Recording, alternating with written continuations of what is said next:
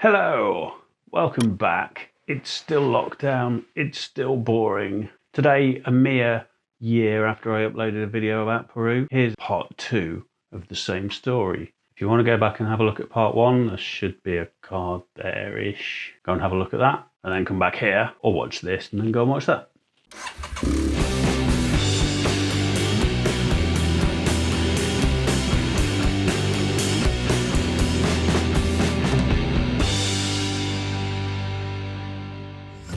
So we left the action last time with me suffering the very ill effects of food poisoning whilst experiencing adventure off-road riding for the first time. A complex combination, leaving me both elated and empty. So we pick up the action in a tiny mountain village where we'd stopped for some lunch. We're prepared to leave the village just as Chris comes along with his helmet in his hand. He asks, can we go and help him pick up his bike?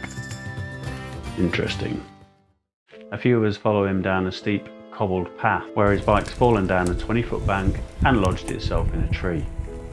We managed to move the bike out of the tree and onto level ground quite quickly to begin inspecting the damage. Surprisingly, it starts and runs okay. The only major issue is the hydraulic clutch has gone, so we can't actually ride it properly.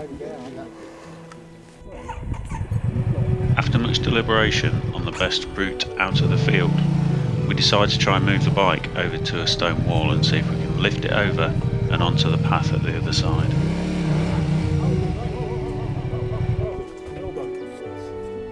The drop over the wall was around 4 feet, so lifting 250 kilos of adventure bike was a job of grit and determination.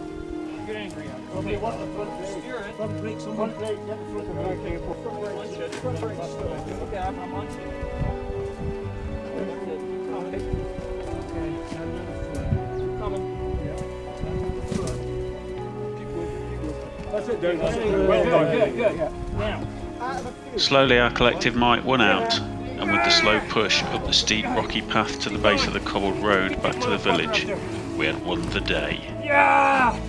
Okay, keep going. Drive. Unfortunately, by the time we reached the village, it was getting late and the cloud had descended. With around 150 miles of track still to cover, it was decided to stay in the one hotel in the village and replan the following day to catch up.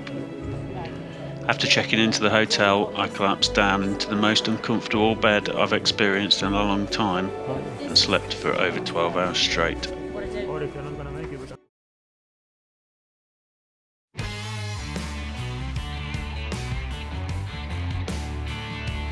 The following morning I wake up a whole new man. We have a long day ahead.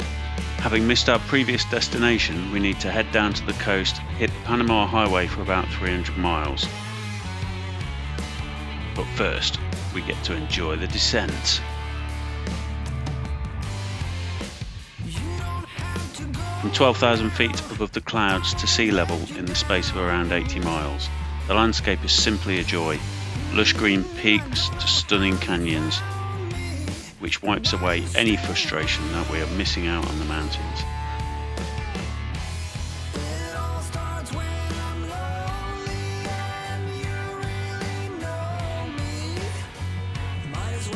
And then the Pan American for 300 miles, dullest of dull, arid desert, 35 degrees. The tedium only occasionally broken by fellow motorcycling clowns. And through Lima, tedium became frustration in stationary traffic for more than 2 hours, before popping out the other side and finding ourselves in the beautiful coastal resort of Pujama. Stay tuned for part 3, where we visit Machu Picchu and get some punctures.